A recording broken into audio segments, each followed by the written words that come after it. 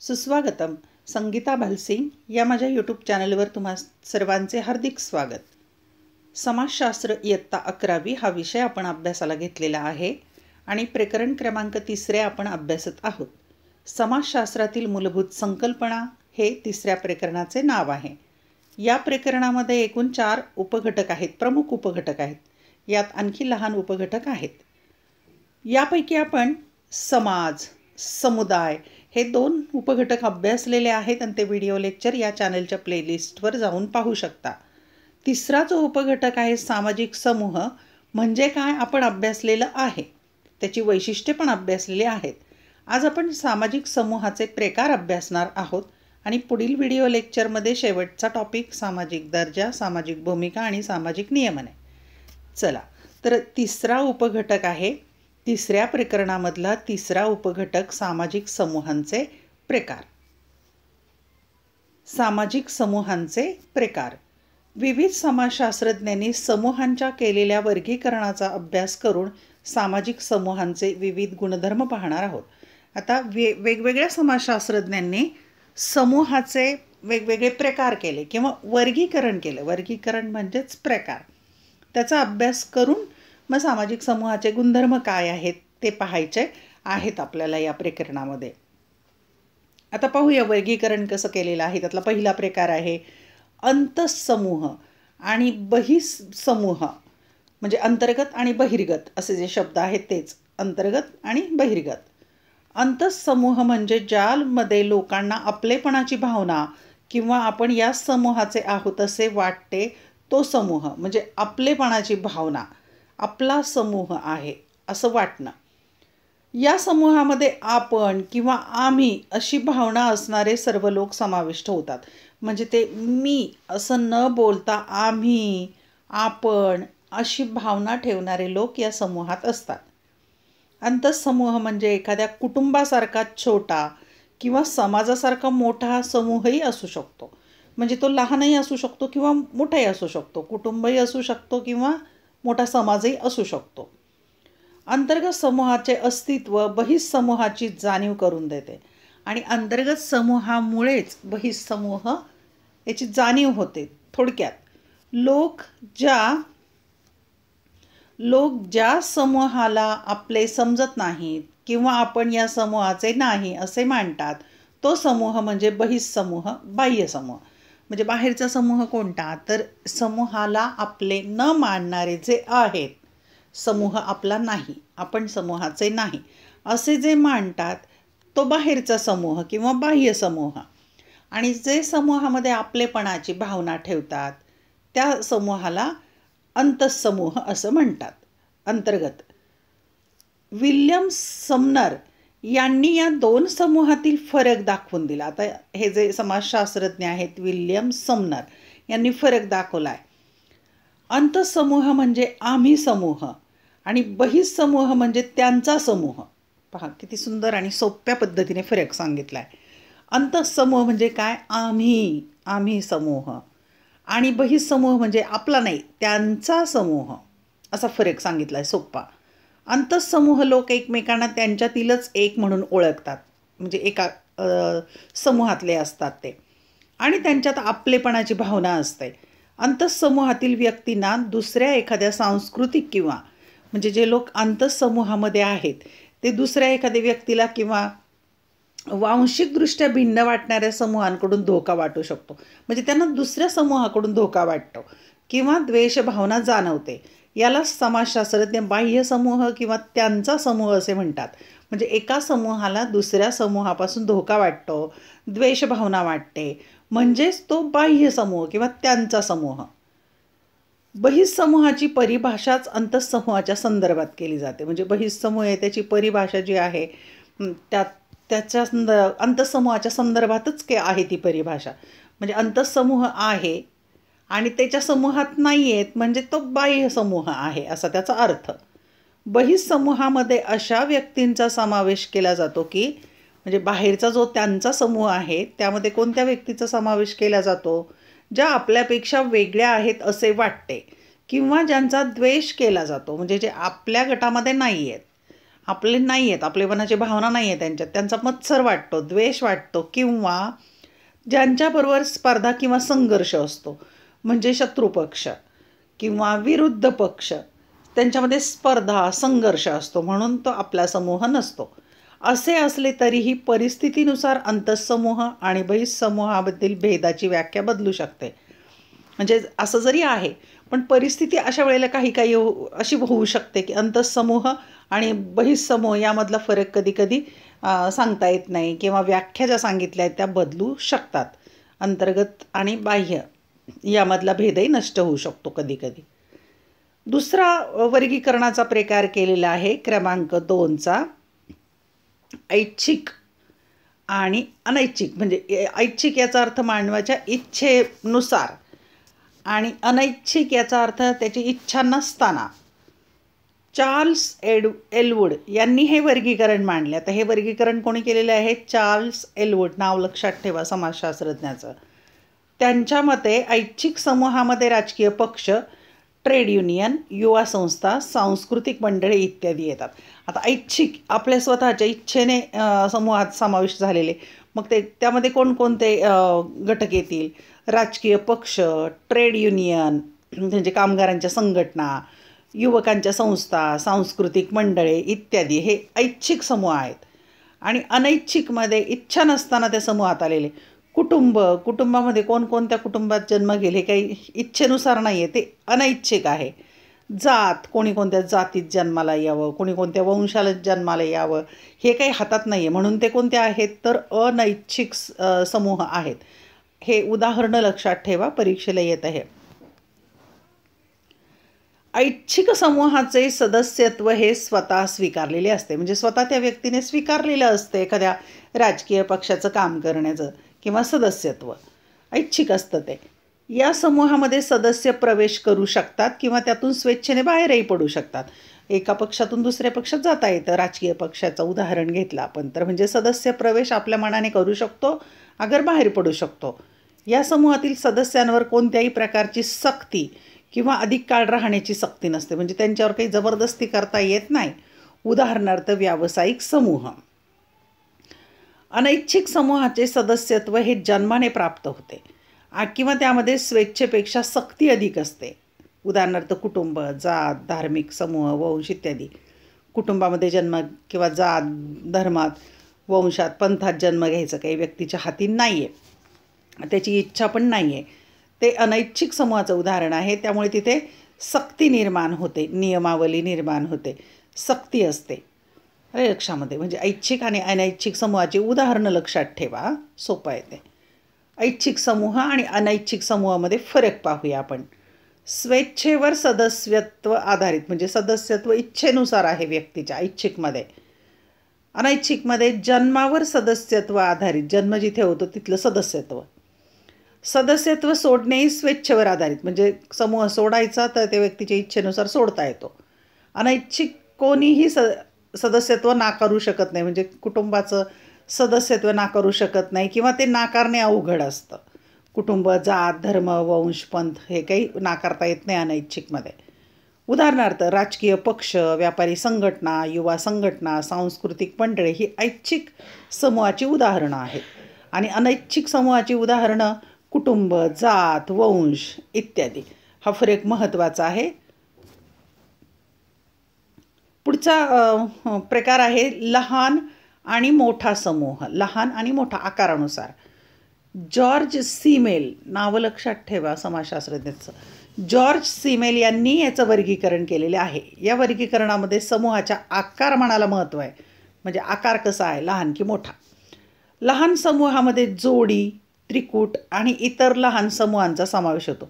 लहान म्हणजे किती लहान, तर जोडी याचा अर्थ 2 व्यक्ती. त्रिकूट, म्हणजे 3 व्यक्ती आणि इतर लहान समूहांचा समावेश होतो. मोठे समूह हे वांशिक समूह, राष्ट्र, इतर मोठ्या मंडळांचे प्रतिनिधित्व करतात. मोठे म्हणजे कोणते? वांशिक, एक धर्मानुसार, वंशानुसार समूह होतो तो. नंतर राष्ट्राचा नुसार समूह होतो किंवा इतर मोठमोठे मंडळ असतील त्याचं प्रतिनिधित्व असेल त्याला मोठा म्हणतात. म्हणजे आकारमानानुसार हे प्रकार केलेले आहे. ज्या समूहांचा आकार खूप लहान असतो, व ज्यामध्ये सर्वच व्यक्ती एकमेकांबरोबर आंतरक्रिया करू शकतात, संवाद साधू शकतात व कमीत कमी एकमेकांशी परिचित असतात, त्यांना लहान समूह असे म्हटले जाते. म्हणजे इतका लहान असतो तो समूह की आकार लहान आहे त्यांचा, लक्षात आले, आकार लहान, एकमेकांच्या बरोबर त्यांच्या आंतरक्रिया, परस्पर संबंध, जवळचा संबंध असतो, संवाद एकमेकांशी करू शकतात, नंतर एकमेकांना ते परिचित असतात, ते ओळखत असतात एकमेकांना, यांना लहान समूह असं म्हटलं आहे.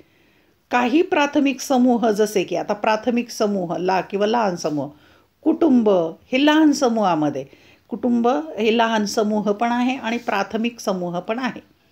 लहान समूहालाच अनौपचारिक समूह देखील म्हणतात. आता लहान समूहाचं नाव आहे अनौपचारिक समूह, त्यामध्ये कुटुंब येतं. नावं पण लक्षात ठेवा दोन्ही. आता फरक पाहूया आपण. लहान समूह, मोठा समूह. लहान समूह अनौपचारिक आणि आकृतिबंध नसले, याला काही आकारमान नाही आहे. लहान समूह. मोठा समूह औपचारिक आणि आकृतिबंध असलेला, विशिष्ट आकृतिबंध असलेला, रचना असलेला असतो, औपचारिक. अनौपचारिक आंतरक्रियांवर आधारित, त्यांच्यात परस्पर आंतरक्रिया संबंध असतात. औपचारिक आंतरक्रियांवर आधारित आंतरक्रिया असतात, पण त्या औपचारिक असतात, नियम पाळून किंवा थोडेसे अंतरावर राहून. इथे अनौपचारिक असतात.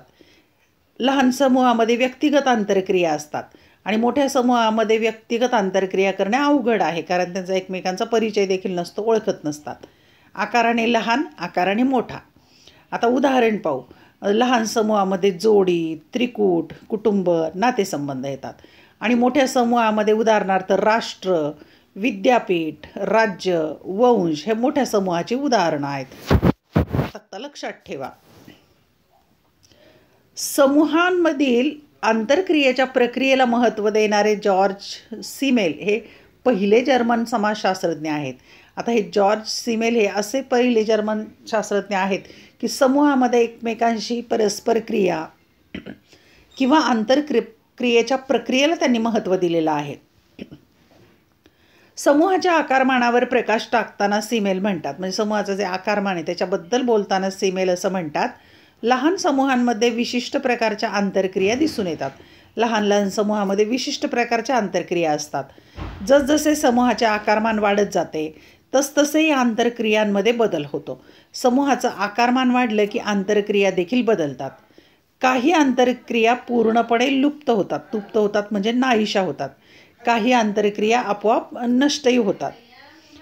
सर्वात लहान समूह म्हणजे जोडी, किंवा सगळ्यात लहान समूहाचा विचार केला तर जोडी म्हणजे दोन व्यक्ती, दोन सदस्यांचा हा समूह असतो.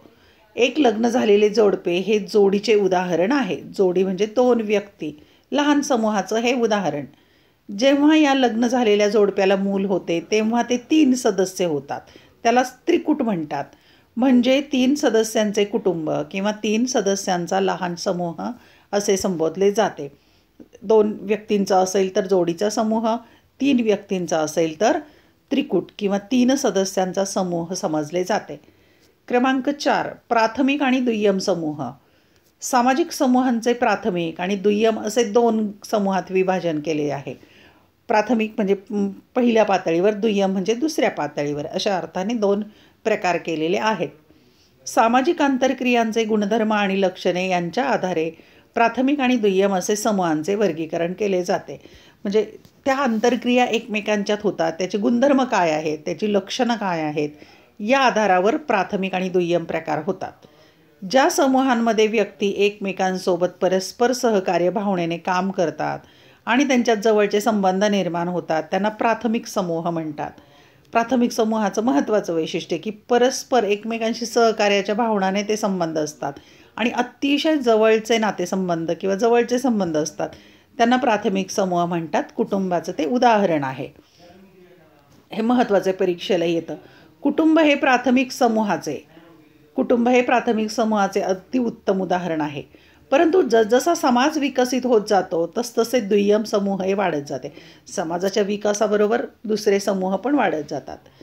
दुय्यम समूहांमध्ये व्यक्तीचे परस्पर संबंध हे खूप जवळचे नसतात, ते लांबचे संबंध असतात.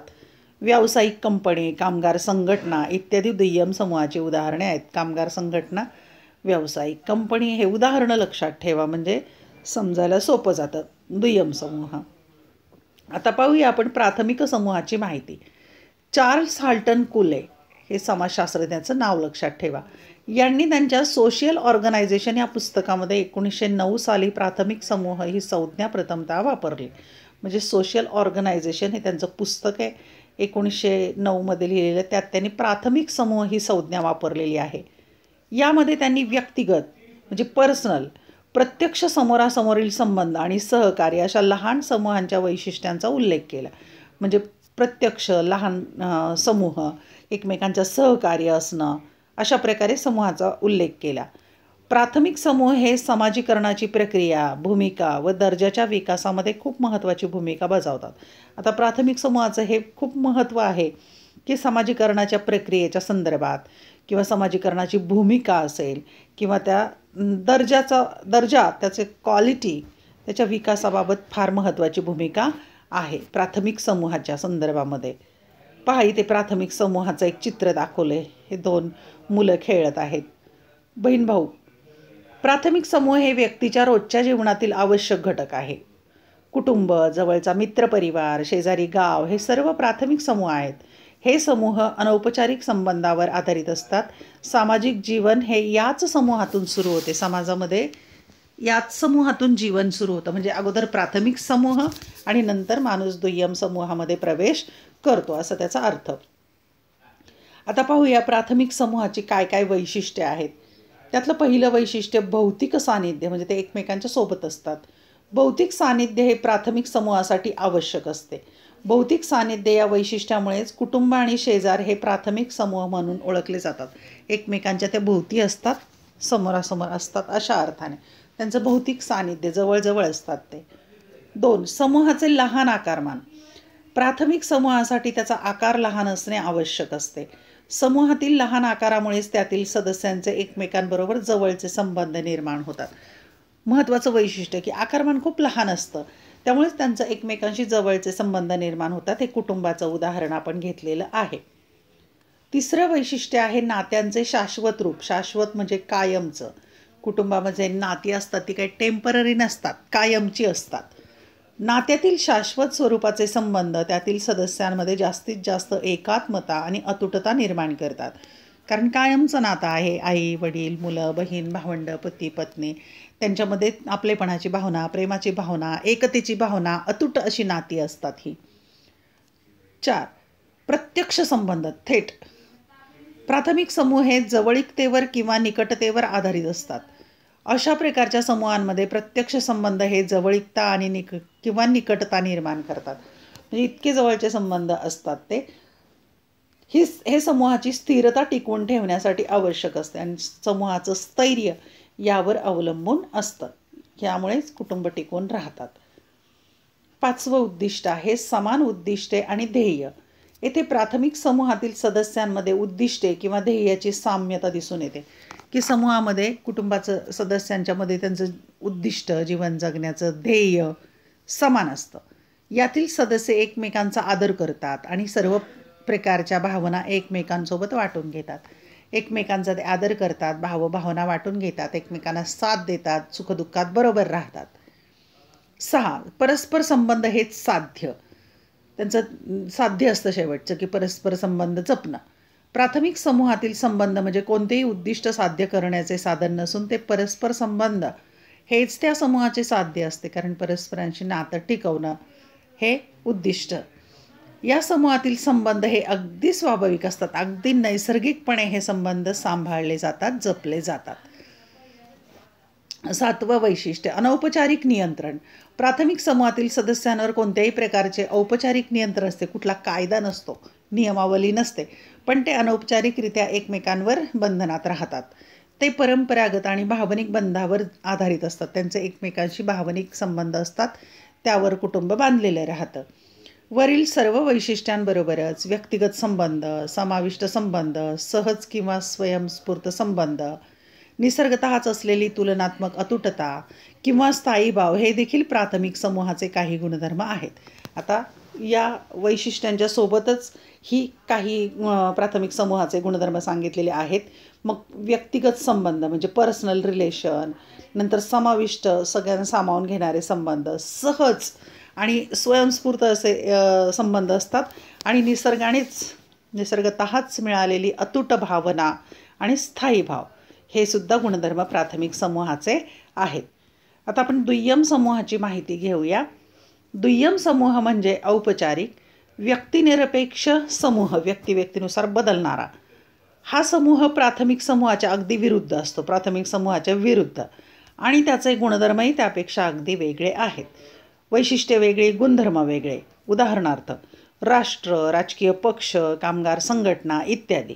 या समूहातील सदस्यांमध्ये मर्यादित सानिध्य किंवा जवळीक दिसून येते. आता समजा राजकीय पक्ष असेल तर ठराविकच लोक एकमेकांच्या सानिध्यामध्ये असतात. सगळ्या पक्षातले सगळे लोक एकमेकांच्या सानिध्यात नसतात. त्यांच्यात इतकी जवळीक सुद्धा नसते, फार प्रमाणात असते. ड्रेसलर आणि विलिस समाजशास्त्रज्ञांची नावं लक्षात ठेवायची. विलिस यांनी दुय्यम समूहाची व्याख्या खालीलप्रमाणे केली. तर व्याख्या पाहू आपण. दुय्यम समूहाची व्याख्या नेहमी अवतरण चिन्हात लिहायची. ज्या समूहातील सदस्यांमधील परस्पर संबंध व्यक्तिनिरपेक्ष असतात त्या समूहांना दुय्यम समूह असे म्हणतात. म्हणजे व्यक्तिनुसार संबंध बदलतात अशा समूहातील सदस्यांच्यामध्ये त्या समूहाला दुय्यम समूह म्हणायचं. आता दुय्यम समूहाची वैशिष्ट्ये पाहू. पहिलं वैशिष्ट्य मोठे आकारमान. आकारमान खूप मोठं असतं. दुय्यम समूह हा आकाराने मोठा असतो. प्राथमिक समूहाच्या मानाने यातील सदस्यत्व अमर्याद असते. इथे काही बंधन नाही, इतके सदस्य तितके सदस्य. अतिशय मोठं आकारमान असणारा हा समूह. दुसरं वैशिष्ट्य अप्रत्यक्ष संबंध. त्यांचा समोरासमोर प्रत्यक्ष संबंध फारसा नसतो. या समूहातील सभासदांचे संबंध हे सामान्यतः अप्रत्यक्ष स्वरूपाचे असतात. हे संबंध पत्र, दूरध्वनी, ईमेल, व्हॉट्सअप इत्यादींवर अवलंबून असतात. म्हणजे इतर संपर्क माध्यमांच्या सहाय्याने ते संपर्कात राहतात. हे संबंध अप्रत्यक्ष असतात कारण या व्यक्ती एकमेकांपासून खूप दूर अंतरावर असतात. ते एकमेकांच्या सानिध्यात नसतात. तिसरं वैशिष्ट्य व्यक्तिनिरपेक्ष किंवा वस्तुनिष्ठ संबंध. दुय्यम समूहातील व्यक्ती या बऱ्याचदा एकमेकांना वैयक्तिकरित्या ओळखत नसतात. त्याच्या मोठ्या आकारामुळे त्यांच्यामध्ये मर्यादित वैयक्तिक आंतरक्रिया होत असतात. त्यांना एकमेकांना ते ओळखत नसतात. त्यांच्यामध्ये आंतरक्रिया होण्याचा काही फारसा संबंध येत नाही. मर्यादित प्रमाणात आंतरक्रिया होतात. हर्टन आणि हंट यांच्या मते दुय्यम समूह हे ध्येयाभिमुख असतात. ते एखाद्या ध्येयाने एकत्र आलेले लोक असतात. त्यामुळे ते त्यावर लक्ष केंद्रित करतात. 4. हेतुपुरस्सर स्थापना. हेतुपूर्वक त्या समूहाची स्थापना झालेली असते.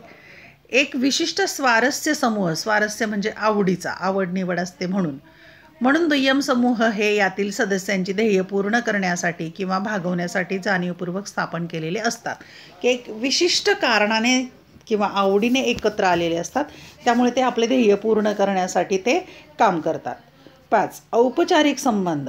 दुय्यम समूहातील सदस्यांचे संबंध औपचारिक असतात. ते काही प्रेमाचे, आपलेपणाचे असे नसतात.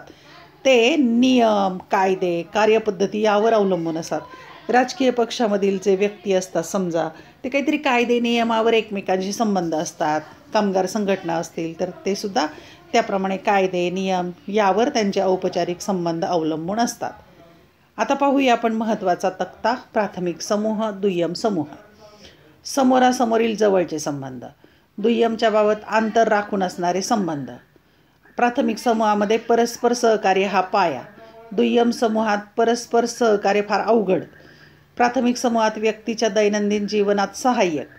दुय्यम समूहात व्यक्तीच्या जीवनामध्ये असहाय्यक.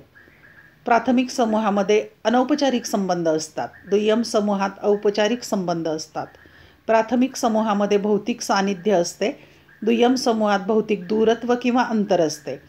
प्राथमिक समूह आकाराने लहान, दुय्यम समूह आकाराने मोठा असतो. प्राथमिक समूह नात्यातील स्थायी भाव महत्त्वाचा आहे. दुय्यम समूह जास्त काळ न टिकणारे, स्थायी नसणारे, कायम टिकत नाहीत ते. प्राथमिक समूह सदस्यत्व, ओळख हेच साध्य असते. दुय्यम समूहामध्ये विशिष्ट उद्दिष्टपूर्तीसाठी जाणीवपूर्वक निर्मिती. प्राथमिक समूहामध्ये परस्परामधील नाते हेच अंतिम साध्य असते. दुय्यम समूहामध्ये परस्परातील संबंध हे साध्य गाठण्याचे साधन असते. अशा प्रकारे फरकाचे मुद्दे आहेत. आता औपचारिक नियंत्रण आणि अनौपचारिक नियंत्रण आणि औपचारिक नियंत्रण. त्याची उदाहरणं पाहू. उदाहरणार्थ कुटुंब, सहकारी समूह, शेजार नात्यांचा समूह किंवा नात्यातील माणसांचा समूह हे उदाहरण आहे प्राथमिक समूहाचं. आणि दुय्यम समूहाचं उदाहरण आहे राष्ट्र, राज्य, व्यावसायिक कंपनी, कामगार संघटना. अशा प्रकारे हे दुय्यम समूहाची उदाहरणं आहेत. महत्त्वाचा टॉपिक आहे, हे लक्षात ठेवा. या प्रकरणामध्ये तुम्हाला उपक्रम दिलेला आहे दुसरा. प्राथमिक आणि दुय्यम समूहाच्या आंतरक्रियांच्या छायाचित्रांचा वापर करून छायाचित्र निबंध तयार करा. निबंध लिहायचा आहे पण चित्र वापरायची प्राथमिक आणि दुय्यम समूहाची. विद्यार्थ्यांनी त्यांच्या जवळच्या ठिकाणी जाऊन आपल्याकडील साधनांद्वारे, उदाहरणार्थ मोबाईल आहे विद्यार्थ्यांच्याकडे म्हणून, विविध समूहांतील आंतरक्रिया कशा घडतात किंवा काय स्वरूपाच्या असतात ते टिपण्याचा प्रयत्न करायचा आहे. मोबाईलच्या सहाय्याने समूहातील आंतरक्रिया टिपायच्या. छायाचित्र निबंध कसा तयार करावा यासाठी पुढील लिंकला भेट द्या. आता ही जी वेबसाईटची लिंक दिलेली आहे ती लिंक जर तुम्ही ओपन केली क्रोमवर तर तुम्हाला हे कशा प्रकारे निबंध लिहायचा ते कळेल. की ही वेबसाईटची लिंक दिलेली आहे, एका ब्लॉगवर ही माहिती आहे. फोटोवरून निबंध लिहायचा. या वेबसाईटला जरूर भेट देऊ शकता तुम्ही. आता आणखी एक माहिती आहे, संदर्भ समूहाच्या संदर्भात आपण माहिती घेऊया. संदर्भ समूह. रॉबर्ट मर्टन या समाजशास्त्रज्ञांनी संदर्भ समूह ही संकल्पना मांडली. ही एक वेगळी संकल्पना. रॉबर्ट मर्टन यांच्या मते ज्या भूमिका व स्थान मिळवण्याची व्यक्तींची इच्छा असते अशा समूहाकडे व्यक्ती संदर्भ समूह म्हणून पाहतात. की जिथे एक विशिष्ट स्थान मिळेल, भूमिका मिळेल अशी व्यक्तीची इच्छा असते, अशा समूहाकडे व्यक्ती संदर्भ समूह म्हणून पाहतात. संदर्भ समूह म्हणजे असे समूह ज्यांच्या संदर्भाने व्यक्ती स्वतःच्या गुणवत्ता, परिस्थिती, दृष्टिकोन, मूल्य आणि वर्तनाचे मूल्यमापन करत असतात.